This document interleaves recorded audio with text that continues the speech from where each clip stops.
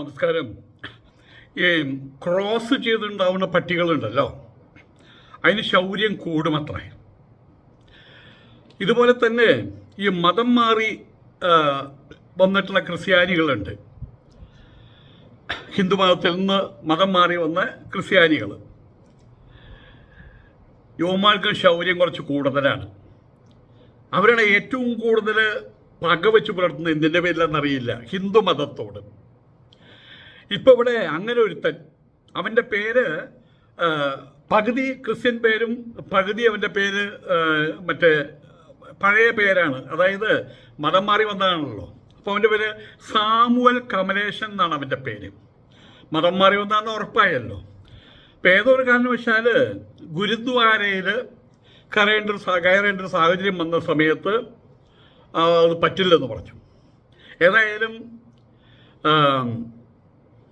സൈന്യത്തിൽ നിന്ന് അവനെ പിടിച്ച് പുറത്താക്കി. ഇനി സൈന്യത്തിന് വേണ്ട. ഇങ്ങനെയുള്ള വൃത്തികെട്ട സ്വഭാവങ്ങൾ വെച്ചുകൊണ്ട് സൈന്യത്തിൽ തുടരാൻ പറ്റില്ല, ഞാൻ പുറത്താക്കി. ഇവൻ കൊണ്ടുപോയി കേസ് കൊടുത്തു. സുപ്രീം കോടതി ഇവനെതിരായിട്ടുള്ള ഇവരെ പുറത്താക്കിയ നടപടി റൈറ്റ് മാർക്ക് ഇട്ടുകൊടുത്തു. ഇപ്പം മൂഞ്ചി തൊളിഞ്ഞ് പുറത്തേക്ക് ഇറങ്ങി. ജോലിയും പോയി, എല്ലാം പോയി. ഇനി ഉത്തരേന്ത്യ പുറകിൽ ആൾക്കാർ കൂടിയുണ്ടാവും. തല്ലിൻ്റെ ഒരു പൂരമായിരിക്കും, യാതൊരു അംശമില്ല.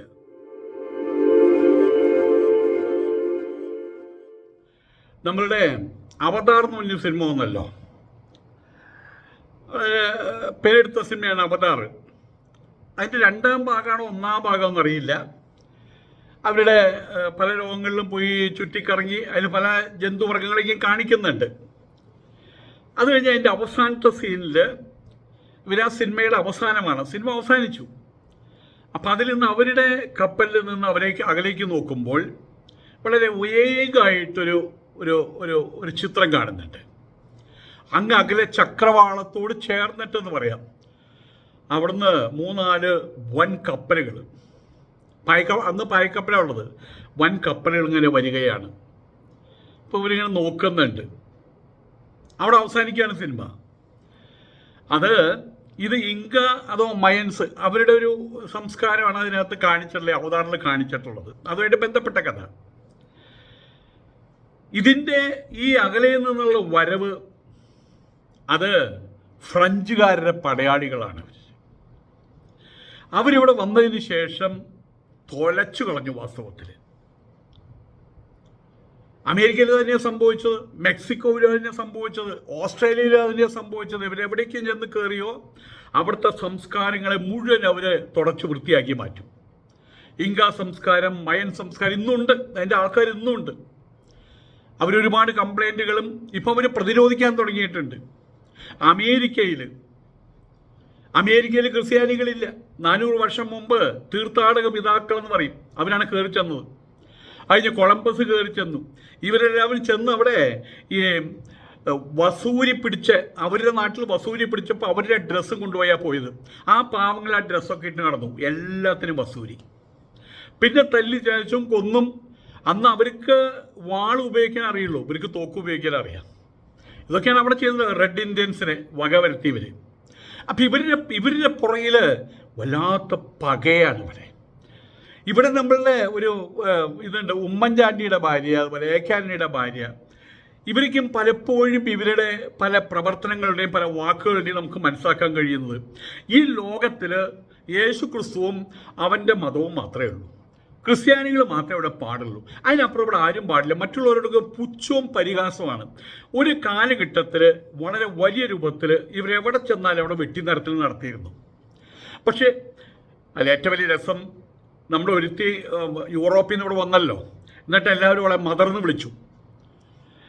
കൽക്കട്ടയിലാണ് പോയത് അവൾ. അവിടെ വേഷം കെട്ടിയിട്ട് അന്ന് ആർക്കും അറിയില്ല. അയ്യോ മദർ, അയ്യോ മദർ, അയ്യോ അമ്മ, പാവപ്പെട്ടവൻ്റെ അമ്മ എന്ന് അവർ പറഞ്ഞു. ഇവരും ഏറ്റി വിളിച്ചു. ഈ കഴുതകൾ അങ്ങനെയാണല്ലോ. മുമ്പിൽ പോകുന്ന ആൾ എന്തായാലും പറയും, പുറകിൽ പോകുന്ന ആൾ അങ്ങനെ തന്നെ എന്ന് പറയും. പക്ഷെ പുറകിൽ മുമ്പിൽ പോകുന്ന ആൾ ചിലപ്പോൾ പറയുന്ന കാര്യങ്ങൾ ഇവർക്ക് മനസ്സിലാവില്ല, എന്താ പറഞ്ഞത് മനസ്സിലാവില്ല. അപ്പോൾ അവരെന്തെങ്കിലും പറഞ്ഞാൽ പുറകിലുള്ള ആൾക്കാർ ഇവിടെ അങ്ങനെ തന്നെ പറയും. അങ്ങനെ ഒരു കൂട്ടം ആൾക്കാരായിരുന്നു ഇവിടെയുള്ള ഹിന്ദുക്കൾ. അപ്പോൾ അവർ പലതും പറഞ്ഞ് അപ്പോൾ ഒരു മതം മാറ്റം, ആ മതം ഈ മതം ഒന്നും അവർക്ക് അറിയില്ല. നമ്മളിവിടെയുള്ള ഒരു കാലഘട്ടത്തിലുണ്ടായിരുന്ന 50 വർഷത്തിന് മുൻപുണ്ടായിരുന്ന ഇവിടുത്തെ ട്രൈബൽസ്, കേരളത്തിലെ ട്രൈബൽസ്, അവരുടെ ഇടയിൽ പോയിട്ട് നിങ്ങൾക്ക് അത് തരാം, ഇത് തരാം, അങ്ങനെ തരാം, വേൾഡ് വിഷൻ ഓഫ് ഇന്ത്യ മറ്റൊന്ന് നോക്കിയാൽ പറഞ്ഞ് ഇവിടെ വന്ന്, അപ്പം അവർക്കറിയില്ല ഇത് എന്തിനു വേണ്ടിയിട്ടെന്ന് അറിയില്ല. മറ്റേ മത്സ്യം മീൻ കൊത്തുന്ന പോലെ ചെന്ന് കൊത്തും. കൊത്തി കഴിയുമ്പോൾ ആ ചൂണ്ട കുരുക്കുന്നത് മനസ്സിലാവുക. അത് പിടിച്ചുകൊണ്ടിട്ട് വറുത്ത് തിന്നാൻ വേണ്ടിയിട്ടതായി അവിടെ അതിൻ്റെ പണി കഴിഞ്ഞിട്ടുണ്ടാവും. ചൂണ്ട കൊടുത്തോടെ അതിൻ്റെ പണി കഴിഞ്ഞിട്ടായിരിക്കും. ഇതുപോലെ തന്നെയാണ് ഇവർ ചൂണ്ടയിടൽ പരിപാടിയായിട്ട്. നമ്മുടെ ഇടുക്കി, കോട്ടയത്തിൻ്റെ കിഴക്ക് വശത്തൊക്കെ പോയാൽ വയനാട്ടിൽ അടക്കമുള്ള സ്ഥലങ്ങളിൽ പോയി കഴിഞ്ഞാൽ ഇതിൻ്റെ പേരിൽ എത്ര കുടുംബങ്ങളാണ് നെടുക പിളർന്നു പോയിട്ടുള്ളതെന്ന് അറിയാമോ? ഭർത്താവിനെ മതം മാറ്റി കൊണ്ടുപോകും, അയാൾക്ക് എന്തെങ്കിലും ചാരായം വാങ്ങിച്ചു കൊടുത്തിട്ട്, അല്ലെങ്കിൽ ഭാര്യയെ മതം മാറ്റി കൊണ്ടുപോകും, പുകയില്ലാത്ത അടുപ്പ് കൊടുത്തിട്ട്.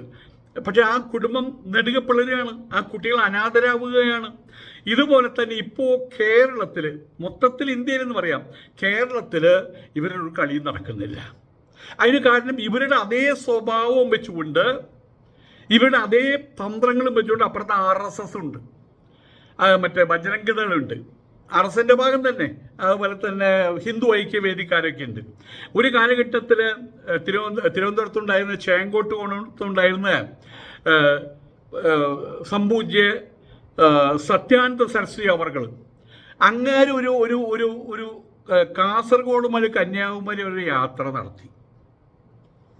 അന്ന് ഇവർക്കൊരു കാര്യം മനസ്സിലായി, ഇവർക്ക് മാത്രമല്ല ഈ 2ാം നമ്പർ 3ാം നമ്പർ ചെറ്റത്തരം കാണിക്കാൻ കഴിയാമെന്ന്. അതേ ചെറ്റത്തരം, അതേ വർത്തമാനം അദ്ദേഹം സ്റ്റേജിൽ നിന്നിട്ട് തായോളികളെ എന്ന് വിളിച്ചിട്ട് ഞാൻ കേട്ടിട്ടുള്ളതാണ്. മാഞ്ഞാലിക്കുളം മൈതാനിലോ മറ്റോ വെച്ച് കേട്ടിട്ടുള്ളതാണ്. ഞാൻ അവർ ആശ്രമത്തിൽ പോയിട്ടുണ്ട്, അവിടെ ആശ്രമത്തിൽ താമസിച്ചിട്ടുണ്ട്. അന്ന് അവിടെ താമസിച്ച സമയത്ത് ഞാനിവിടെ തൃശ്ശൂർ ചെറിയ ഗീതയ്ക്ക് നടത്തി നടക്കുകയാണ്. അവിടെ ചെന്ന സമയത്ത് അങ്ങനെ അവിടെ ചെന്നു. നീയാണ് അവിടെ തൃശ്ശൂരിൽ നിന്ന് വന്നത്, ഇങ്ങോട്ട് വാടാ പറഞ്ഞു. അവിടെ വന്ന് ചെന്ന ഉടനെ അങ്ങനെ ചെയ്ത് എൻ്റെ ചെവി, ആ ചെവിയുടെ പുറകിൽ അതിനെ പിടിച്ചു. ഇങ്ങനെ ഇങ്ങനെ ഇങ്ങനെ ഇങ്ങനെ മറ്റേ സ്വർഗവും നരകം ഒരുമിച്ച് കാണുന്നുണ്ട്. ഇങ്ങനെ പിടിച്ചു. ഈ പിടിച്ചിട്ട് വിടുന്നില്ല. പിടിച്ചിട്ട് ശിക്ഷിച്ചിട്ട് വിടുകയെന്നില്ല, ഒന്നുമില്ല. അത് പിടിച്ച് നിർത്തിയിരിക്കുകയാണ് അവിടെ. കുറച്ച് കഴിഞ്ഞപ്പോൾ അദ്ദേഹം എൻ്റെ കക്ഷത്തിൻ്റെ ഉള്ളിലൊരു പിടുത്തം പിടിച്ചു. എൻ്റെ സർവ്വനാടിലും ധരിച്ചു പോയി. അതുപോലത്തെ പിടുത്തം. നല്ല ആരോഗ്യശാലി ഹനുമാനാണ് അദ്ദേഹം. എന്നിട്ട് മറ്റുള്ളവരോട് സംസാരിക്കുകയാണേ, എന്നെ വിടുന്നില്ല. ഞാനിവിടെ എരിപരി കൊള്ളുകയാണ്. അവസാനം എല്ലാം കഴിഞ്ഞ്, നിന്റെ തൃശ്ശൂർ ലവൻ്റെ പ്രതിമ അവിടെ വരുന്നുണ്ടല്ലോ, ആ മരപ്പാപ്പയുടെ, ആദ്യം മരപ്പാപ്പ എന്നുള്ളത് അങ്ങനെ ഉപയോഗിച്ചത്. അപ്പോൾ എനിക്കിത് പിടികിട്ടിയില്ല. അന്നിവിടെ ഒരു മരപ്പാപ്പ സന്ദർശിച്ചു, വളരെ വർഷങ്ങൾക്ക് മുമ്പാണ്. എന്നിട്ട് അവൻ്റെ പ്രതിമ ശക്തൻ തമ്പുരാൻ അവിടെ വെച്ചിട്ടാണ് പ്രസംഗം നടത്തിയത് ഈ മരപ്പാപ്പ. എന്നിട്ട് അവിടെ അവൻ്റെ പ്രതിമ സ്ഥാപിക്കാനുള്ള ശ്രമം നടത്തി. അന്ന് ആ ഒരു സംഭവം വെച്ചുകൊണ്ടാണ് ഇദ്ദേഹം എന്നെ ദ്രോഹിച്ചത്, എന്നെ തല്ലിയത് എന്ന് പറഞ്ഞാൽ, അതേ നിന്റെ തൃശ്ശൂർക്കാർക്ക് മുഴുവനുള്ള തല്ലാണ് വരുന്നത്. അവിടുത്തെ ഒറ്റടി സ്നേഹത്തോടു കൂടിയിട്ടാണ്, ഭയങ്കര ആഞ്ഞടിച്ച പല്ല് കുഴിക്കാനുള്ള പരിപാടിയല്ല. അവിടെ പോയിട്ട് എന്നിട്ട് അദ്ദേഹം പറയണം, അവിടെ പോയിട്ട് നീ പോയിട്ട് അടിയും തല്ലും നടത്തണമെന്നാണ് പറഞ്ഞത്. അവിടെ ഒരിക്കലും അവൻ്റെ പ്രതിമ ഉയരാൻ പാടില്ല. അന്ന് അദ്ദേഹം പറഞ്ഞൊരു കാര്യമുണ്ട്, അവിടെ ഉയരേണ്ടത് അവൻ്റെ പ്രതിമയല്ല, തമ്പുരാൻ്റെ പ്രതിമയാണ്. അതും എനിക്ക് മനസ്സിലായില്ല, ഈ പൊട്ടന് അതും മനസ്സിലായില്ല. ഏതായാലും അദ്ദേഹം അന്ന് പറഞ്ഞ കാര്യം ശക്തൻ തമ്പുരാൻ്റെ പ്രതിമ, ഇത് ശക്തൻ തമ്പുരാൻ്റെ തട്ടകാണ്. ഇവൻ്റെ പുത്തമ്പള്ളി, അന്ന് തരകിൽ ജോലി ചെയ്യാൻ, ബിസിനസ് ചെയ്യാൻ ആൾക്കാരില്ല. അങ്ങനെ തരകന്മാരെന്ന് പറഞ്ഞൊരു വംശത്തെ അവർ കോട്ടയത്ത് നിന്ന് ഏതോ അന്ന് കൊണ്ടുവരികയാണ് ചെയ്തത്. മറ്റേ ശക്തൻ തമ്പുരാനാണ് കൊണ്ടുവന്നത്. എന്നിട്ട് ഇവിടെ വന്നപ്പോൾ അവർ പറഞ്ഞു, ഞങ്ങൾക്കൊരു സ്ഥിതി സ്ഥലം വേണം, ഞങ്ങളുടെ ആരാധനാലയം വെക്കാൻ, ചർച്ച് വെക്കാൻ.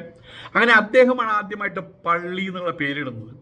പള്ളി എന്നുള്ള പേര് രാജാക്കന്മാരെപ്പോഴും അവരുടെ ഉന്നതമായിട്ടുള്ള ഉറക്കത്തിന് പള്ളി ഉറക്കം, പള്ളി സ്നാനം, പള്ളിക്കുറിപ്പ്, ഇതൊക്കെയാണ് അവർ പറയുക. അപ്പോൾ പള്ളി ഉറക്കം, അങ്ങനെയാണ്. ശരി, അവിടെ പള്ളി പണിതോ എന്ന് പറഞ്ഞു. അങ്ങനെയാണ് ഈ പുത്തമ്പള്ളി അവിടെ വരുന്നത്. ഇപ്പം ഈ അടുത്ത കാലത്ത് പുത്തമ്പള്ളിയുടെ മേലൊരു കുരിശ്, അതായത് വടക്കുന്നാഥൻ്റെ ഗോപുരത്തിൻ്റെ മേലെ വരണ പിന്നെ കൊണാപ്പ്, അങ്ങനെയൊക്കെയുള്ള പരിപാടികൾ ഇവിടെ നടന്നു. കാരണം ഇവരെ സംബന്ധിച്ചിടത്തോളം പണ്ടത്തെ കാലത്ത് എവിടെ ചെന്നാലും പലതരം ലുക്കിലൊടുക്കൽ പരിപാടികൾ, ഹിഡൻ അജണ്ടകൾ വെച്ച് പലരെയും ഇവർ മതം മാറ്റും. ആ മതം മാറ്റിയവർ വെച്ചുകൊണ്ടാണ് അവരേത് മതത്തിൽ നിന്ന് മാറി വന്നുവോ അവരെ ഏറ്റവും കൂടുതൽ ദ്രോഹിക്കുക. ഇപ്പം കേരളത്തിൽ നടക്കുന്നില്ല, അടി ഉറപ്പാണ്. കേരളത്തിൽ ഇതുപോലെ തന്നെ എവിടെയെങ്കിലും ഒരു കുന്ന് കണ്ടാൽ അതിൻ്റെ മേലെ കൊണ്ടൊരു കുരിശ് നാട്ടും. ഇപ്പം പിള്ളേരെടുത്ത് കളയും. ഞങ്ങളുടെ തൃശ്ശൂർ അയ്യന്തോള് അവിടെ നമ്മുടെ ഇപ്പോൾ ബിജു മേനോനും അദ്ദേഹത്തിൻ്റെ ഭാര്യയ്ക്കും താമസിക്കുന്ന തൊട്ട് മുമ്പിലായിട്ട്, ആ സ്ഥലമൊന്നും ഇപ്പോൾ അവിടെ ഇല്ല കേട്ടോ, നിറയെ വീടുകളൊക്കെ വന്നല്ലോ. അവിടെ ഒരു ക്രിസ്ത്യാനി ഇതുപോലെ സ്ഥലം ചേർച്ച് വെട്ടുകാരനാണ്. അവൻ സ്ഥലം വാങ്ങിച്ച ഉടനെ തന്നെ അതിൻ്റെ ആ കോർണറായിട്ട്, വഴിവക്കിൽ കോർണറിലായിട്ട് ഏകദേശം ഒരു 1/2 സെൻറ്റ് സ്ഥലം അയാൾ അവിടെ വിട്ടുകൊടുത്തിരിക്കുകയാണ്. നല്ല കണ്ണായ സ്ഥലമാണ്. എന്നിട്ട് അയാൾ തന്നെ അവിടെ ഒരു സിമെൻറ്റ് തറയുണ്ടാക്കിയിട്ട് അതിനെ വലിയ കുരിശും നാട്ടി. വലിയ ബുദ്ധിമുട്ടുള്ള കാര്യമല്ലല്ലോ, ഒരു കുരിശും നാട്ടി. പരസ്യമായിട്ട് അവിടെയുള്ളൊരു പയ്യൻ, മഹേഷ് എന്നാണ്ടോ അവൻ്റെ പേര്, പരസ്യമായിട്ട് അവൻ അന്നത്തെ RS-കാരനാണ് അവൻ, പരസ്യമായിട്ട് പോയിട്ട് ആ മരക്കുരിശ് എടുത്തിട്ട് അതുമ്മ തന്നെ അടിച്ചു തകർത്തു. പക്ഷേ ആരും മിണ്ടിയില്ല, ആരും അതിനെക്കുറിച്ച് മിണ്ടിയില്ല. പോലീസ് കേസോ മറ്റോ ഒന്നും ഉണ്ടായില്ല. അപ്പോൾ പറഞ്ഞു വരുന്നത് എന്താണെന്ന് വെച്ചാൽ, ഇതുപോലെ തന്നെ ഇന്ത്യയിൽ അവർ ആടിപ്പടരൽ, മറ്റേ പെണ്ണിൻ്റെ കാര്യം പറഞ്ഞല്ലോ, മദർ തെരേസ ഞാൻ ഒരു വന്നല്ലോ. അപ്പോൾ അവളൊക്കെ ഇവിടെ വലിയ രൂപത്തിൽ മതം മാറ്റം നടത്തി മുന്നോട്ട് പോവുകയായിരുന്നു ചെയ്തിരുന്നത്. പക്ഷേ ഇടക്കാലത്ത് വലിയ കന്തമാൾ എന്ന് പറഞ്ഞ സ്ഥലത്ത് കുറേ കന്യാസികളുടെ പണി തീർത്തു കൊടുത്തു. എല്ലാ അർത്ഥത്തിലും പണി തീർത്തു കൊടുത്തു. അവിടെ അടിയും കിട്ടി, വെടിയും കിട്ടി, എല്ലാം കിട്ടി. അത് കഴിഞ്ഞതിന് ശേഷം ആ സ്റ്റെയിൻസ് പറഞ്ഞൊരുത്തനെയും അവൻ്റെ 2 ആൺമക്കളെയും കാറിനകത്തിട്ട് ചുട്ടുകൊന്നു. ഇത്രയായപ്പോൾ ഒരു കാര്യം മനസ്സിലായി, ഇത് പറച്ചിൽ കൊണ്ട്, ഭീഷണി കൊണ്ട്, പേടിപ്പിക്കൊണ്ട് അവസാനിക്കുന്ന കാര്യമല്ല, തല പോകുന്ന കാര്യം അവർക്ക് മനസ്സിലായി. അതോടുകൂടി ദക്ഷിണേന്ത്യയിൽ മൊത്തം എന്ന് പറയാം ഇവരെ പരിപാടി നടത്താൻ പറ്റാണ്ടായി. തമിഴ്നാട്ടിലുണ്ട്, തമിഴ്നാട്ടിൽ അധസ്ഥിതരായിട്ടുള്ള വിഭാഗങ്ങളുടെ ഉണ്ട്. അതും ക്രമാനുഗതമായിട്ട് കുറഞ്ഞു വന്നു. പണ്ടത്തെ പോലെ അവിടെ കൃത്യമായിട്ട് നടത്തിയിരുന്ന ഒരു അച്ഛനും ഒരു മകനും ഉണ്ട്. കോടികൾ അവർ സമ്പാദിച്ചത് കേട്ടോ. ഇപ്പം അവിടെയും തങ്കൂപ്രതറോ അങ്ങനെ കുറേ, അത് കേരളത്തിൽ ഇപ്പം അത്തരം ആൾക്കാരുടെ അവതാരങ്ങൾ വളരെ കുറഞ്ഞു. എവിടെയാണെങ്കിലും ഏത് ഭാഗത്തുനിന്ന് അടി വരിക എന്നറിയില്ല. ഇപ്പോൾ അവരുടെ പ്രധാന കേളി കേന്ദ്രം പഞ്ചാബാണ്. പഞ്ചാബിൽ സിഖുകാരാണ് ഉള്ളത്. സിഖുകാരോട് ചോദിക്കുന്ന ചോദ്യമുണ്ട്, നിങ്ങൾക്ക് ഹിന്ദു മതമായിട്ട് എന്തെങ്കിലും ബന്ധമുണ്ടോ? ഞങ്ങൾ ഹിന്ദുക്കളല്ലേ ചിലർ പറയും. ഹിന്ദു ദേവതകളെ ഞങ്ങളും ആരാധിക്കുന്നു, ഞങ്ങൾക്കൊരു ഞങ്ങളുടെ ഒരു ഗുരുനാഥനുണ്ട്, അത് വേറൊരാളാണ്. ഏതായാലും അവരുടെ ഇടയിൽ വിഷം കുത്തിക്കയറ്റി വിദേശത്തേക്ക് കൊണ്ടുപോകാമെന്നുള്ള ഓഫറുകൾ നൽകിയിട്ട്, പ്രധാനമായിട്ട് അവരതാ ചെയ്യുന്നത്, അമേരിക്കയിലേക്ക് കൊണ്ടുപോകാം, കാനഡയിലേക്ക് കൊണ്ടുപോകാം, ഇതാണ് പ്രധാനമായിട്ടുള്ള അവരുടെ ഓഫർ എന്നും പറഞ്ഞിട്ട് അവിടെയുള്ള പ്രധാനപ്പെട്ട ആളുകളെ പൈസ കൊടുത്തും പല രൂപത്തിലും അവർ മയക്കി മതം മാറ്റുന്ന പരിപാടി. ഇപ്പോൾ അവിടെയും കാര്യം പിടികിട്ടി തുടങ്ങി. അവിടെയും ഇതുപോലെ തന്നെ ഇവർ മണപ്പിച്ച് ചെല്ലുന്ന സമയത്ത് പുറംകാൽക്ക് അടി കിട്ടും. ആ ഒരു സാഹചര്യത്തിൽ എത്തിയിട്ടുണ്ട്. ഉത്തരേന്ത്യയിൽ ആ സാഹചര്യത്തിൽ എത്തിയിട്ടുണ്ട്. ആയതുകൊണ്ട് ഇവർക്ക് എപ്പോഴും മുറുമുറുപ്പാണ്, മറ്റുള്ള മതങ്ങളുടെ മുറുമുറുപ്പാണ്. Among them they are fighting. അത് വേറെ കാര്യം. കേരളത്തിൽ കാണുന്നുണ്ട് തമ്മിലടി, അത് വേറെ കാര്യം കാണുന്നുണ്ട്. ഇവിടെ ഇപ്പോൾ സംഭവിച്ചത് കുറച്ച് കൊല്ലങ്ങൾക്ക് മുൻപാണ്. ഗുരുദ്വാരയിൽ അയാളൊരു മിലിറ്ററി ഉദ്യോഗസ്ഥനാണ്, കരസേന ഉദ്യോഗസ്ഥനാണ്, ക്രിസ്ത്യാനിയാണ്. അവൻ്റെ സ്വഭാവം അവിടെ ഇരിക്കുമ്പോൾ കരസേനയിൽ അവരുടെ ഹാറ്റ്, തൊപ്പി, അതുപോലെ തന്നെ അവരുടെ വസ്ത്രവിധാനങ്ങൾ കഴിഞ്ഞാൽ പിന്നെ അവർ പറയാൻ പറ്റുമോ? നിങ്ങൾ പറയണ അവിടുത്തെ മേലുദ്യോഗസ്ഥൻ പറയണത് അവിടെ പോയിട്ട് ആ കാര്യം നടത്തേ, ഞാൻ അവിടെ പോവില്ല, അത് ക്രിസ്ത്യാനി, അത് ഗുരുദ്വാരയാണ്, ഞാൻ അവിടെ പോവില്ല, അത് എന്താ പറയുക, അത് ഹിന്ദുക്കളുടെ ക്ഷേത്രം എന്ന് പറയാൻ പറ്റില്ല. കാരണം അവർ അനുസരിക്കാൻ ബാധ്യസ്ഥരാണ്. എന്തൊരു കാര്യം പറഞ്ഞു കഴിഞ്ഞാൽ നിങ്ങൾ അവിടെ പോയിട്ട് അത് ചെയ്യുമെന്ന് പറഞ്ഞാൽ ഉടനെ തന്നെ അവരെന്താ പറയുക? ഞാൻ ചെയ്യാട്ടോ എന്നല്ല പറയാം, ഡൺ, ചെയ്തു കഴിഞ്ഞിരിക്കുന്നു എന്നാണ് പറയാം. അവർ ചെയ്തു കഴിഞ്ഞിരിക്കുന്നു എന്നാണ് പറയുക, എന്നിട്ടാണ് ചെയ്യാൻ പോവുക. അപ്പോൾ ഇവിടെ ഒരുത്തൻ അവിടെ പോയിട്ട് അവൻ്റെ വർഗ സ്വഭാവം കാണിച്ചു. അവൻ മതം മാറി വന്നതാണ്. പേര് കമലേശൻ ആരാ? കമലത്തിൽ നിന്നുണ്ടായവൻ. മറ്റേ ബ്രഹ്മാവാണെന്നോ മറ്റോ തോന്നുന്നുണ്ട്. അപ്പം അവരെ ഇതുപോലെ തന്നെ ഗുരുദ്വാരയിൽ കയറാൻ വിസമ്മതിച്ചു. ആലോചിച്ച് നോക്കണം, ഒരു ഭരണഘടനാ സ്ഥാപനം അഥവാ മിലിറ്ററിയാണത്. മിലിറ്ററിയിൽ അങ്ങനെ ഒരാൾ ഇത്തരം ഒരു കാര്യങ്ങൾ ചെയ്താൽ പിന്നെ അവൻ്റെ സൈനിക ക്യാമ്പിൽ ചെല്ലുന്ന സമയത്ത് അവിടെ അനാവശ്യമായിട്ട് സെപ്പറേഷൻ ഉണ്ടാവില്ലേ ചെയ്യുന്നത്. അവൻ്റെ പങ്ക് ചെയ്യുന്ന കുറേ ആൾക്കാർ, അവൻ ചെയ്ത് ശരിയല്ലെന്ന് പറയുന്ന വേറെ കുറേ ആൾക്കാർ. അപ്പം അത്തരം വിഷങ്ങൾ എന്ത് ചെയ്യണം? എടുത്ത് പുറത്തേക്ക് കളയണം. അങ്ങനെ എന്തിനു പറയുന്നു? ഗുരുദ്വാരയിൽ കയറാൻ വിസമ്മതിച്ച് ആ ക്രിസ്ത്യൻ കരസേന ഉദ്യോഗസ്ഥരെ സൈന്യത്തിൽ നിന്ന് പൂച്ചക്കുട്ടിയെ പിടിച്ച് പുറത്തേക്ക് എടുത്ത് കളഞ്ഞു. വേറെ മാർഗവുമില്ല. അതുകൊണ്ട് ഈ കേസ് കൊടുത്ത സമയത്ത് സൈന്യത്തിന് നടപടി, ഇവനെ പിടിച്ച് പുറത്താക്കിയതിന് റൈറ്റ് മാർക്കിട്ടു. ഇത് ശരി തന്നെയാണ്. അവർ പറയുന്നത് എന്താണെന്ന് വെച്ച് കഴിഞ്ഞാൽ, സഹപ്രവർത്തകനായിട്ട് സിഖ് പട്ടാളക്കാരുടെ വിശ്വാസത്തെ ബഹുമാനിക്കാൻ ശ്രമിക്കാത്ത സേനാ ഉദ്യോഗസ്ഥനെ കലഹപ്രിയൻ എന്നാണ് വിളിച്ചത് സുപ്രീം കോടതി. കലഹമുണ്ടാക്കുന്നവൻ, അങ്ങനെ ഒരാൾ സൈന്യത്തിൽ ഉദ്യോഗസ്ഥനാവാൻ അയോഗ്യനാണെന്നാണ് പറഞ്ഞിട്ടുള്ളത്. പാകിസ്ഥാനുമായിട്ട് ഒരു യുദ്ധം ഉണ്ടാകാതിരിക്കട്ടെ. കാരണം എന്നെ സംബന്ധിച്ചോളം എപ്പോഴും ഞാൻ പാകിസ്ഥാൻ എന്ന് പറയുന്ന സമയത്ത് ശത്രുരാജ്യം എന്നുള്ള വാക്ക് ഉപയോഗിക്കാറില്ല. കാരണം ഇന്നല്ലെങ്കിൽ നാളെ അല്ലെങ്കിൽ മറ്റന്നാൾ ഇവിടുന്ന് വിട്ടുപോയ ഈ തറവാട്ടിൽ നിന്ന് അകന്നു പോയ ആ കൂട്ടം ആൾക്കാർ ഈ തറവാട്ടിലേക്ക് തന്നെ തിരിച്ചെത്തിയെന്ന് വരാം. അതൊന്നും ഞാൻ ചിലപ്പോൾ ജീവിച്ചിരിപ്പുണ്ടാവുമെന്ന് വരില്ല. പക്ഷെ എന്തോ ഉള്ളിൻ്റെ ഉള്ളിൽ സോഫ്റ്റ് കോർണർ. ഞാനത് മസ്കറ്റിൽ വെച്ചിട്ടാണ്, ഞാൻ ഒമാനിൽ വെച്ചിട്ടാണ് 30-35 വർഷം മുൻപാണ് ഗാന്ധി സിനിമ കാണുകയുണ്ടായി.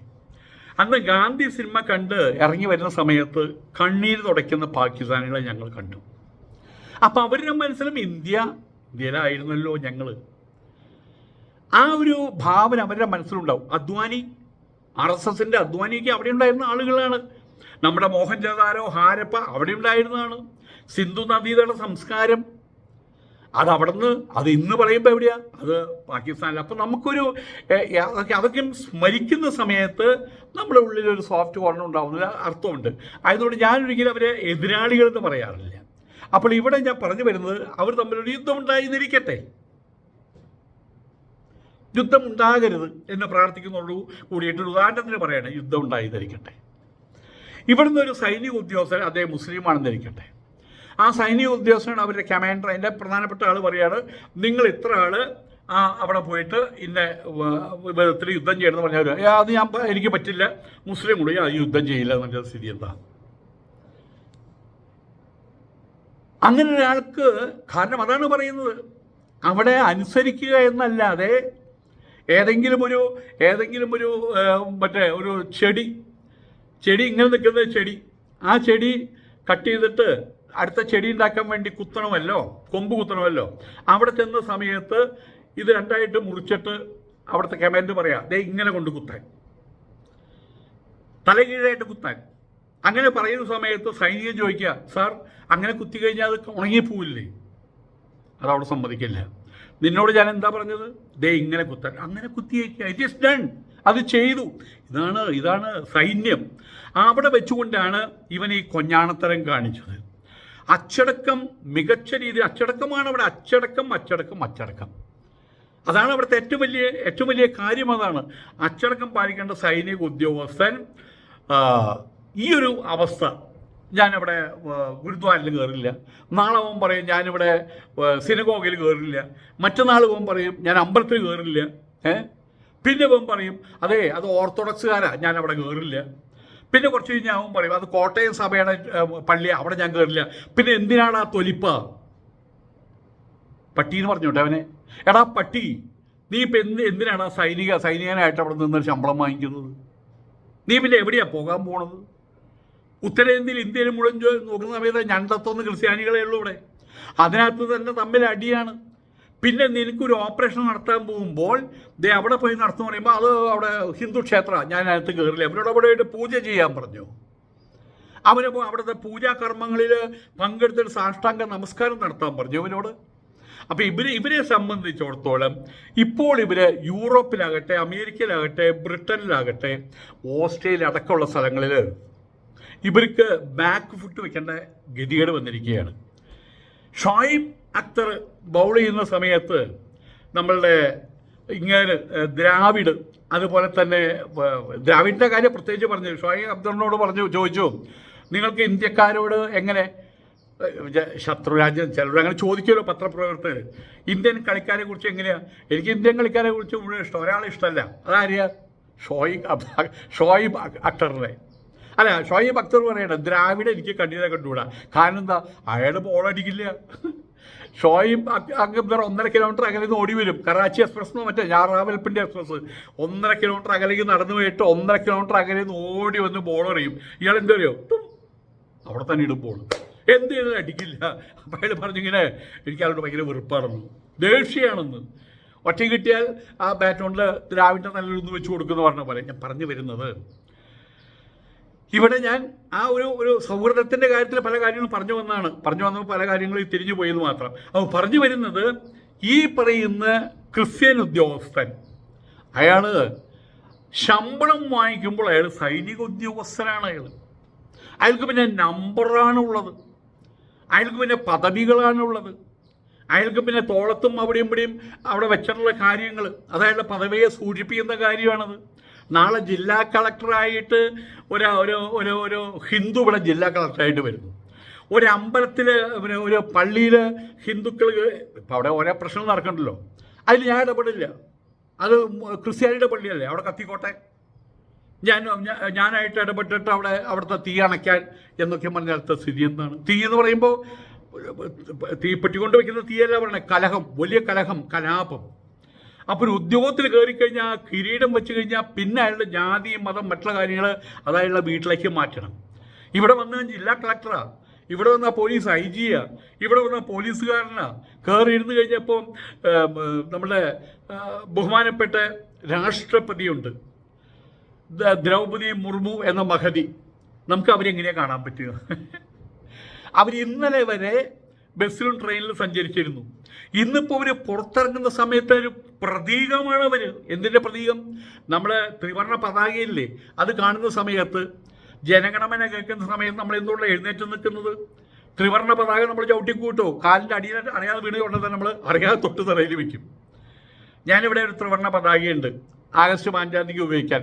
അത് കഴിഞ്ഞാൽ മടക്കി വൃത്തിയാക്കിയിട്ട് ഒരു ചോറ്റും പാത്രമുണ്ട് സ്റ്റീലിൻ്റെ, അതിൽ വെച്ചിരിക്കുകയാണ്. അത് കാണുമ്പോഴാണ് എനിക്ക് ഓർമ്മ വരും, ഇതുപോലെ പ്രതീകമാണ് ദ്രൗപദി മുർമു, ബഹുമാനപ്പെട്ട ദ്രൗപദി മുർമു. ഇന്ത്യയുടെ പ്രതീകമാണവർ, അഥവാ ഇന്ത്യയാണവർ. ചലിക്കുന്ന ജീവൽ പ്രരൂപം ഇന്ത്യ തന്നെയാണവർ. അതാണ് പറയുന്നത്, അവരുടെ വാക്കുകൾക്കും പ്രാധാന്യമുണ്ട്. ഇന്നലെ വരെ പ്രാധാന്യം ഉണ്ടായിരുന്നില്ല.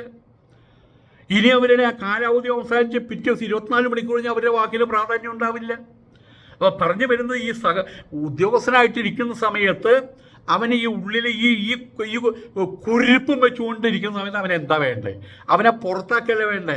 അവനെ എന്നേക്കുമായിട്ട് പുറത്തേക്ക് അയക്കുകയാണ് വേണ്ടത്. അവനെ സൈനികനായിട്ടിരുന്ന് അവിടെ പോയിട്ടും ഈ കുത്തിത്തിരിപ്പ് ഉണ്ടാക്കാൻ ശ്രമിക്കുന്നവനെ സംഭവം അതൊന്നുമല്ല. ഇപ്പോൾ പഞ്ചാബികളുടെ ഇടയിലും ഇവരുടെ ഈ കുരുട്ട് വിദ്യകളും നടക്കുന്നില്ല എന്നുള്ളതാണ്. ആ ഒരു കാര്യത്തിൽ 3 അക്ഷരത്തോട് ഞാൻ സ്നേഹം വെച്ച് പുലർത്തുകയാണ്. എന്താണ് 3 അക്ഷരം? ആറ് എടുത്ത് മുമ്പിലിടാം. That means RSS. ഈ RSSകാർ, ബജരംഗ് ദളുകാർ, ഹിന്ദു ഐക്യവേദിക്കാരും അല്ലെങ്കിൽ ഹിന്ദു സംഘടനകൾ, ഇവന്മാർ, ഈ പള്ളിത്തന്തമാർ, വെളുത്ത ലോഹിട്ട് നടക്കുന്ന പള്ളി പിശാചുകൾ, അതുപോലെ തന്നെ പള്ളി തേവടികൾ, ഇവർക്ക് എവിടെ വെച്ച് അടി കൊടുത്താലും നമ്മുടെ മനസ്സിൽ നിന്ന് ഒരിക്കൽ പോലും സന്തോഷമാണ്. എന്തിനാണ് അടി കൊടുത്തത് അതുപോലും ചിന്തിക്കുന്നില്ല. പാവപ്പെട്ട ഒരു ഗ്രാമത്തിന് 10 വീട് പണിത് കൊടുത്തു, അതിൻ്റെ പേരിൽ അടി കിട്ടി. അപ്പോൾ ഞാൻ പറയും, അവർ വീട് വെച്ച് കൊടുത്തതിൻ്റെ കാരണം എന്താ? അതിൻ്റെ പുറകിൽ കുളത്തുണ്ട്. അല്ലാതെ ഒരു കാര്യം ചെയ്യുന്നില്ല. ഈ ചൂണ്ടിയിട്ട് മീൻ പിടിക്കുന്ന ഏർപ്പാടാണ് അവർ ചെയ്യുന്നത്. അവിടെ ആയതുകൊണ്ട് തന്നെ ഇപ്പം ഇവരെ സംബന്ധിച്ചിടത്തോളം ഇവർക്ക് കണ്ണിനെ കണ്ടുകൂടാത്ത ആൾക്കാരാണ് ഹിന്ദുക്കൾ. വാസ്തവത്തിൽ മുസ്ലിങ്ങളുടെ കാര്യം പിന്നെ പറയണ്ട. ലോക മുസ്ലിങ്ങൾ ഇവിടെ എന്തെങ്കിലും ഒരു ഇഷ്യൂ ഉണ്ടാകുന്ന സമയത്ത് ഇവിടെയുള്ള മറുകാടൻ, നിരപ്പാളി അടക്കമുള്ള മാത്തച്ഛൻ, പുട്ടുമാത്തപ്പൻ, ഇവരെല്ലാവരും ഹിഡനായിട്ടും മനോഹരമായിട്ടുള്ള ഭാഷയിലും ക്രിസ്ത്യൻ പേരുള്ള സകല ആളുകളും, നമ്മൾ TV ചാനലുകൾ നോക്കിയാൽ മതി, ക്രിസ്ത്യൻ പേരുള്ള അവതാരകന്മാരാകട്ടെ, അവിടെ ഇൻ്റർവ്യൂവിന് വരുന്ന ആൾക്കാരാകട്ടെ, സംവാദത്തിന് വരുന്ന ആൾക്കാരാകട്ടെ, മുഴുവൻ ഹിന്ദു മുസ്ലിം വിരോധികളാണ്. പറയുന്ന സമയത്ത് അവർ ചിരിച്ചുകൊണ്ടാണ് പറയുക, പക്ഷെ ഉള്ളിൻ്റെ ഉള്ളിൽ തീ ആളുകയാണ് വാസ്തവത്തിൽ. പഴയ പോലെ പാണ്ഡന്നായയുടെ പല്ലിന് ശൗര്യം ഇല്ല. ഇപ്പം മതം മാറ്റൽ പരിപാടി നടക്കുന്നില്ല. കേരളത്തിൽ മതം മാറ്റി ഗതികെട്ട സമയത്ത് ഉന്തും തള്ളും വരെ ഉണ്ടായിട്ടുള്ളൂ. അവസാനം കുറേ RSSകാർ കൂടി പോയിട്ട് വാപ്പസി, ഘർ വാപ്പച്ചി എന്നും പറഞ്ഞ് അതൊക്കെ നടത്തിയുള്ളൂ. പക്ഷെ അവിടുത്തെ സ്ഥിതി അതല്ല. അവരങ്ങനെ പിടിച്ചിട്ട് നമ്മളുടെ മറ്റേ ഇതുണ്ടല്ലോ, കുപ്പിയുടെ അടപ്പ് തിരിച്ച് തുറക്കണ പോലെ അങ്ങോട്ട് തല പിടിച്ചങ്ങോട്ട് തുറക്കും അവർ. ആ ഒരു സാഹചര്യം ഉരുത്തിരിഞ്ഞപ്പോൾ അവിടെയും പറ്റുന്നില്ല. പിന്നെ ക്രിസ്ത്യാനികളുടെ കുലത്തൊഴിലെന്താ? പിന്നെ ക്രിസ്ത്യാനികളുടെ കുലത്തൊഴിലെന്താ? അവർക്ക് ഈ മതം മാറ്റം, പിന്നെയോ മതം മാറ്റം, അത് കഴിഞ്ഞാലോ മതം മാറ്റം, പിന്നെയോ മതം മാറ്റം. അത് നടക്കാതെ വന്ന സമയത്തുള്ള ആ ഒരു വേവലാതിയാണ് അവന്മാർക്കുള്ളത്. ആയതുകൊണ്ട് തന്നെയാണ് ഞങ്ങൾ അവിടെ കയറില്ല. ഏതായാലും ചീഫ് ജസ്റ്റിസ് സൂര്യകാന്ത് അതിൻ്റെ ബെഞ്ചാണ് ഈ കേസ് പരിഗണിച്ചത്. സാമുവൽ കമലേഷൻ എന്നാണ് ഈ തെണ്ടിയുടെ പേര്. കമലേഷൻ എന്ന് പറഞ്ഞാൽ കമലത്തിലുണ്ടാകാൻ കമലത്തിൻ്റെ ഈശൻ എന്നൊക്കെ ഉണ്ട്. അതിപ്പം ഡിക്ഷണറി നോക്കിയാൽ അറിയുള്ളൂ. ബ്രഹ്മാവാണ് എന്തോ അറിയില്ല.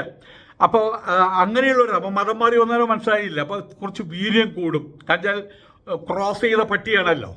അതുകൊണ്ട് ഏതായാലും ആ മുൻ സൈനിക ഉദ്യോഗസ്ഥനെയാണ് സേനയിൽ നിന്ന് പുറത്താക്കിയത്. അതിനെതിരെ അവൻ കോടതിയിൽ ഹാജരായത്.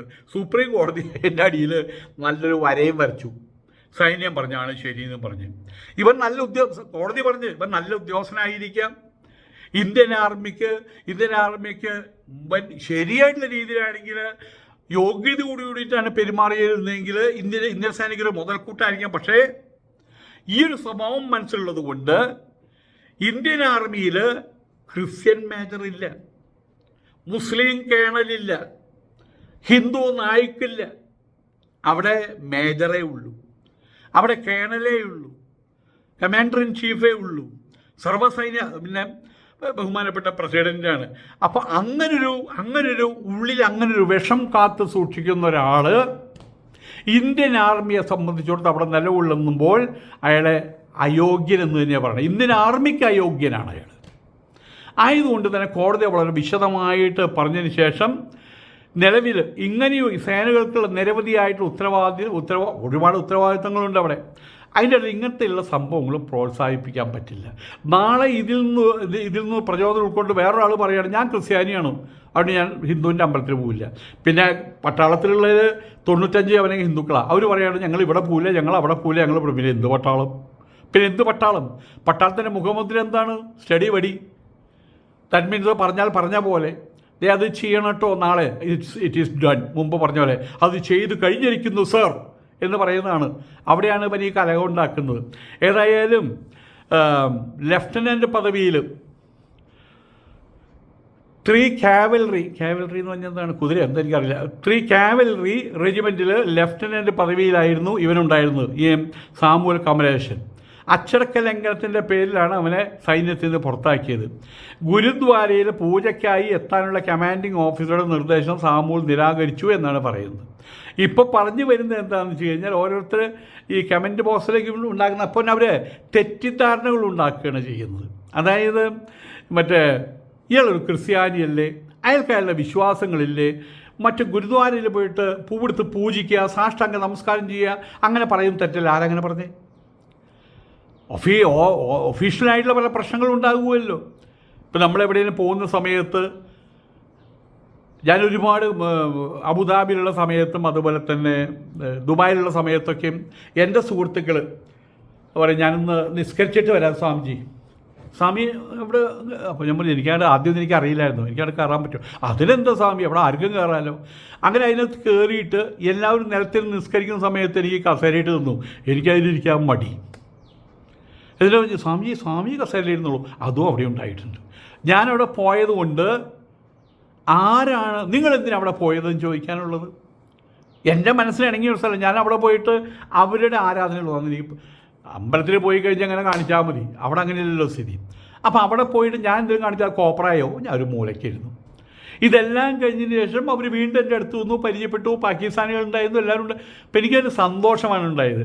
ഇവിടെ നമ്മളൊരു കാര്യം മനസ്സിലാക്കേണ്ടത്, ഇന്ത്യയെ സംബന്ധിച്ചിടത്തോളം ഇതുവരെ, നാളെ എന്താണെന്ന് പറയാൻ പറ്റില്ല, ഇതുവരെ ഇതൊരു ഒരു മതേതര രാജ്യമാണത്. ഹിന്ദു സംസ്കാരം എന്നാണ്. ഹിന്ദു മതം എന്ന് പറയുന്നതിലേ അർത്ഥമില്ല. ഇപ്പം ഞാൻ ഹിന്ദു എന്ന് പറയുന്ന ആ ഒരു അഭിതയ്ക്ക് വിധേയനാണ്. അങ്ങനെയാണ് ഞാൻ ജനിച്ചത്. പക്ഷേ നാളെ പള്ളിയിൽ പോയി കഴിഞ്ഞിട്ട് ഇവിടെ വരുന്ന സമയത്ത് നിങ്ങൾ എന്തിനാ പള്ളിയിൽ പോയി, അതുകൊണ്ട് നിങ്ങൾ മാപ്പ് പറയേണ്ട, അമ്പലത്തിൽ കയറ്റാൻ പറ്റില്ല എന്ന് പറഞ്ഞാൽ അയാളുടെ വായയിൽ കൈ കയറ്റി അടിക്കും അയാളെ. പറയാൻ അയാളാരാ? ഞാൻ നാളെ അമ്പലത്തിൽ പോവില്ല, എനിക്ക് ശിവൻ്റെ കാര്യം ഇഷ്ടമല്ല, എനിക്ക് വിഷ്ണുവിൻ്റെ കാര്യം ഇഷ്ടമല്ല. ആ കല്ലൊക്കെ എടുത്ത് ഇളക്കി കളയണമെന്ന് പറഞ്ഞു കഴിഞ്ഞാൽ നിങ്ങളാരാ പറയാൻ? അതൊക്കെ അവരൊരു വിശ്വാസമാണ്. ആയതുകൊണ്ട് ഇതിനൊരു സെമിറ്റിക്, ഒരു മിലിറ്ററി അല്ല ഇത്. ഹിന്ദു ധർമ്മം എന്ന് പറഞ്ഞാൽ ഇന്ത്യയിൽ ജനിച്ച് വളർന്നവരെയൊക്കെ എല്ലാവർക്കും പറയാനുള്ള അവകാശം, ഞാൻ ഹിന്ദു എന്ന് പറയാനുള്ള അവകാശമുണ്ട്. പക്ഷേ ക്രിസ്ത്യാനിയാണെന്ന് പറയണമെങ്കിൽ അതിന് അവകാശം വേറെ കൺസെൻറ്റ് വാങ്ങിക്കണം. എന്തായാലും അങ്ങനെയാണെങ്കിൽ ഏത് രീതിയിലാണെങ്കിലും ചില അഡ്ജസ്റ്റ്മെൻറ്റുകളുണ്ടല്ലോ. ആ മതവും ഈ മതവും പിന്നെ അഡ്ജസ്റ്റ്മെൻറ്റും, അതാണ് മതേതരത്വം. അപ്പോൾ ഇവിടെ കുറേ കൊഞ്ഞാണന്മാരുണ്ട്. ഓണം വരുന്ന സമയത്ത് അവനൊക്കെയും പടവാളുമായിട്ട് ഇറങ്ങും. ഓണത്തിന് പങ്കുകൊള്ളാൻ പാടില്ല. അതിലൊരുത്തൻ ദുബായിലുള്ളവനാണ്. ഓണത്തിന് പങ്കുകൊള്ളാൻ പാടില്ലെങ്കിൽ പറഞ്ഞാൽ ഞാൻ കൃത്യമായിട്ട് പറഞ്ഞില്ല, അടുത്ത ഓണത്തിന് ആ സമയമാവുന്ന സമയത്ത് ഹിന്ദുക്കളുടെ ഓണം ഉണ്ടാകാൻ പാടില്ല, അവർ ബഹുദേവത ആരാധനക്കാരാണ്, അത് ഞങ്ങൾ വിശ്വാസം നയിച്ചു എന്നൊക്കെ പറഞ്ഞ് ഇറങ്ങി വന്നു കഴിഞ്ഞാൽ ഷേപ്പ് മാറ്റിമെടുത്ത പിള്ളേരെന്ന് ഞാൻ നേരത്തെ പറഞ്ഞു വെച്ചിട്ടുണ്ട്. അത് സംഭവിക്കുകയും ചെയ്യും, യാതൊരു സംശയവുമില്ല. അതുകൊണ്ട് ഈ ഓണത്തിന് പോകരുത് എന്ന് പറഞ്ഞാൽ ഇവരുടെ ഈ ചെറ്റത്തരം അത് ഈ അടുത്ത ഓണത്തോടെ നിൽക്കാനുള്ള സാധ്യതയാണ് കാണുന്നത്. അപ്പോൾ ഇവിടെ എല്ലാ മതങ്ങൾക്കും മേലെയായിട്ട് ആണ് ഇന്ത്യയുടെ സ്ഥാനം, ഇന്ത്യയുടെ ഭരണഘടനയുടെ സ്ഥാനം, ഇന്ത്യയുടെ ധാർമ്മിക മൂല്യങ്ങളുടെ സ്ഥാനം. ആയതുകൊണ്ട് തന്നെ വിദേശ മതങ്ങൾ കൈയാളുന്ന ആളുകൾ, അതിൻ്റെ ആശയങ്ങൾ കൈയാളുന്ന ആളുകൾ എന്തു ചെയ്യണം? ഇവിടെയുള്ള ഈ ഇന്ത്യയിൽ വരുന്ന സമയത്ത് ഇന്ത്യയുടെ രീതി എന്താണ്? മതേതരത്വം. അതിനെ അംഗീകരിക്കാൻ അവർ ബാധ്യസ്ഥരാണ്. അതല്ലെങ്കിൽ പിന്നെ എന്താ മാർഗമുള്ളത്? അതല്ലെങ്കിൽ ഇവൻ വത്തിക്കാനിലേക്ക് പോട്ടെന്നേ. ഇപ്പം പറയല്ലോ അമേരിക്ക എന്നൊരു നാടുണ്ട്, അത്രയെ കാണാൻ കഴിഞ്ഞെങ്കിൽ എന്ത് ഭാഗ്യം, പോണെങ്കിൽ വിസ വേണം. അപ്പം അതും കിട്ടില്ല, വിസയും കിട്ടില്ല. അവിടെ പോയി കഴിഞ്ഞ് മര്യാദയ്ക്കല്ലേ കാലും വെച്ച് അങ്ങനെ ഇട്ടിട്ടാണ് പറഞ്ഞു വിടുക. ഏതായാലും ഇവൻ്റെ ഈ ഒരു പോക്ക് ഇപ്പം തന്നെ അടിയോടടിയാണ് അവിടെ. എപ്പോഴും അടി വരുമെന്ന് അറിയില്ല. മറ്റേ ഹിജാബ് ധരിച്ച് പുറത്തിറങ്ങാൻ പറ്റില്ല എന്ന് ആ പാമ്പ്ളാനി തന്നെ പറഞ്ഞിട്ടുണ്ട്. ഹിജാബല്ല, എന്തായാലും ശിരോവസ്ത്രം കഴുത്തിൽ കുരിശിട്ട് പുറത്തെടുത്ത് കഴിഞ്ഞാൽ നെഞ്ചുകൊണ്ട് കലങ്ങും. അത് വേറൊരു കാര്യം. അതുപോലെ തന്നെ ഇവിടുത്തെ ഈ വലിയ ഇവരുണ്ടല്ലോ, എന്തായാലും പറയാം, ബിഷപ്പ്, വളഞ്ഞ ബിഷപ്പ്, ആർച്ച് ബിഷപ്പ്, ഛർദിനാൾ, ഇവനൊക്കെയും മോഡിയെ കാണാൻ പോകുമ്പോൾ പാൻറ് ഷർട്ട് ഇട്ടിട്ടാണ് പോണത്. കാരണം അവിടെ ഫ്ലൈറ്റ് ഇറങ്ങിയിട്ട് ആ എയർപോർട്ടിൽ ഈ വേഷവും ഈ കുന്തോന്നൊക്കെയും കുടച്ചക്രമൊക്കെയും പിടിച്ച് തൊപ്പിയും കിരീടൊക്കെയും വെച്ച പാളത്തൊപ്പി അതൊക്കെ വെച്ചാൽ ഇറങ്ങി കഴിഞ്ഞാൽ ചിലപ്പോൾ നല്ല അടി കിട്ടും. അപ്പോൾ അവിടെ പോകുന്ന സമയത്ത് പാൻറ്റും കോട്ടും അത്രമാത്രം. അതാണ് ഇന്ത്യ. ഇവിടെ ഒരു പരിപാടി നടക്കില്ല. അഥവാ മര്യാദയ്ക്കാണ് ഇവിടെ എല്ലാ പരിപാടിയും നടക്കും. നിങ്ങൾക്ക് നിങ്ങളുടെ പള്ളി, നിങ്ങളുടെ ആരാധന, നിങ്ങളുടെ വിശ്വാസം, ആ വിശ്വാസത്തെ പടർത്തുകയുമാകാം. നമുക്ക് ടി വിയിൽ പ്രസംഗിക്കാം, യൂട്യൂബിൽ പ്രസംഗിക്കാം, ഒരു കുഴപ്പമില്ല. പക്ഷേ ഈ രീതിയിൽ മറ്റുള്ളവരുടെ മുഖത്ത് വിരൽ ചൂണ്ടുന്നൊരു പരിപാടിയാണ് എങ്കിൽ നമ്മുടെ ജയിലിലേക്കും പ്രതികളെ കൊണ്ടുപോകുമ്പോൾ ആദ്യം ജയിലിൽ പോകുന്ന പ്രതിയോട് അവിടെയുള്ള ഗേറ്റ് കീപ്പർ പറയും. അതുപോലെ തന്നെ ചെന്ന് കയറി ഉടനെ അവിടെ ജയിലറുടെ അടുത്തേക്ക് കൊണ്ടുപോകും. നീ എവിടെ നിന്നാണ് വരുന്നത്? ഇന്ന സ്ഥലത്ത് നിന്ന്. അപ്പോൾ അതൊക്കെ അവർക്ക് അറിയാം. ഒരു കാര്യം പറഞ്ഞേക്കാം, നീ അമ്മയെ കൊന്നു, അച്ഛനെ കൊന്നു, ഭാര്യയെ കൊന്നു, മക്കളെ കൊന്നു, അന്യൻ്റെ വീട് തീ വെച്ചതൊന്നും ഞങ്ങൾക്ക് അറിയേണ്ട ആവശ്യമില്ല. ഇവിടെ മര്യാദയ്ക്ക് നിൽക്കുക. ഇതിലേക്ക് എന്ത് പ്രശ്നമുണ്ടെങ്കിലും അത് എന്നോട് വന്ന് പറയുക, അല്ല എനിക്ക് പറയുന്ന ഓഫീസറോട് പറയുക. തമ്മിലുള്ള സംസാരങ്ങളും കൂട്ടുകൂടലും അതിൻ്റെ പേരിലുള്ള മൂക്കുചൊറിയിൽ നടന്ന നല്ല പെട കിട്ടും എന്ന് പറയാം. ഇത് തന്നെയാണ് ഇവിടെ പറയാനുള്ളത്. ഇതൊരു മതേതര രാജ്യമാണ്. ഇവിടെ വന്ന് അവരവരുടെ ഇംഗിതങ്ങളും മറ്റുള്ള കാര്യങ്ങളുമായിട്ട് ഭംഗിയായിട്ട് നടന്നു പോകാനുള്ള എല്ലാ അനുവാദമുണ്ട്. അതിന് പകരം അങ്ങോട്ട് ചൊറിഞ്ഞ് ഇങ്ങോട്ട് ചൊറിഞ്ഞ് ഹിജാബ് ഇട്ട് വരാൻ പാടില്ല, കറുത്തമുണ്ട് ചുറ്റി വരാൻ പാടില്ല, ആ മുദ്ര ധരിച്ചു വരാൻ പാടില്ല, ഈ മുദ്ര ധരിച്ചു വരാൻ പാടില്ല, നിങ്ങളുടെ മതം ഒന്നുമല്ല, ഞങ്ങളുടെ മതമാണ് സർവ്വസ്വവും, ഇതൊക്കെയും പറഞ്ഞു കഴിഞ്ഞാൽ സുപ്രീം കോടതി അടക്കം പറഞ്ഞിരിക്കുകയാണ്. സുപ്രീം കോടതി പറയുമ്പോൾ അവരുടെ ഒരു ഭാഷയുണ്ടെന്ന് മാത്രം. ആ ഭാഷ സാധാരണക്കാരിലേക്ക് സംക്രമിപ്പിക്കുമ്പോൾ അർത്ഥം എന്താ? ജയിലിൽ പറഞ്ഞ പോലെ മാന്യം മര്യാദയ്ക്ക് അറിഞ്ഞുകൂടുക. നിങ്ങൾ പുറത്ത് എന്താണെന്ന് ഞങ്ങൾക്ക് അറിയേണ്ട ആവശ്യമില്ല. ഇതിനകത്ത് വന്ന് അനാവശ്യമായിട്ട് കാണിച്ച് മൂക്കുചൊറിയിലും കാണിച്ചാൽ നല്ല അടി കിട്ടും. ഇത് തന്നെയാണ് സുപ്രീം കോടതി പറഞ്ഞത്. പിടിച്ച് തൂത്തുവാരി എറിഞ്ഞു അവനെ, ആ നാശകോശാക്കാൻ വേണ്ടി വന്നവനെ പിടിച്ച് എറിഞ്ഞു. തനി തെമ്മാടി. പേര് സാമുവൽ കമലേശൻ അയ്യങ്കാർ. ഇതിൻ്റെ അയ്യങ്കാറും കൂടി ചേർത്തോ നീ? ഇത് എവിടെയെങ്കിലും ഞാൻ പലപ്പോഴും എവിടെയെങ്കിലും കണ്ടിട്ടുണ്ടോ? ഏതിലും അബൂബക്കർ മേനോനെ കണ്ടിട്ടുണ്ടോ? അല്ലെങ്കിൽ ഏതിലും അബൂബക്കർ അംബുജാക്ഷനെ കണ്ടിട്ടുണ്ടോ? അത് അല്ലെങ്കിൽ ഏതെങ്കിലും ഒരു ക്രിസ്ത്യൻ ഹിന്ദു കുട്ടി ശങ്കരനാരായണ ഉസ്താദ് അങ്ങനെ വല്ലതും കേട്ടിട്ടുണ്ടോ? അല്ലെങ്കിൽ എന്തായാലും പറയാം കോയാന്നോ അല്ലെങ്കിൽ എന്താ സുധാകരൻ കോയ എന്ന് കേട്ടിട്ടുണ്ടോ? അവരവരുടെ പേരും അവരുടെ കാര്യങ്ങളും. ഈ തെണ്ടികൾ മാത്രമാണ് ആ പേരും കുറച്ച് ഈ പേരും കുറച്ച് ഈ പേരും, അതാണ് ക്രോസ് ചെയ്തുണ്ടാക്കിയതാണ്. അതാണ് ഈ വൃത്തിയോട് കാണിക്കുന്നത്. സാമുവൽ കമലേശൻ. ആദ്യം വെട്ടി മാറ്റടാ കമലേശൻ എന്നുള്ള പേര്. നമസ്കാരം.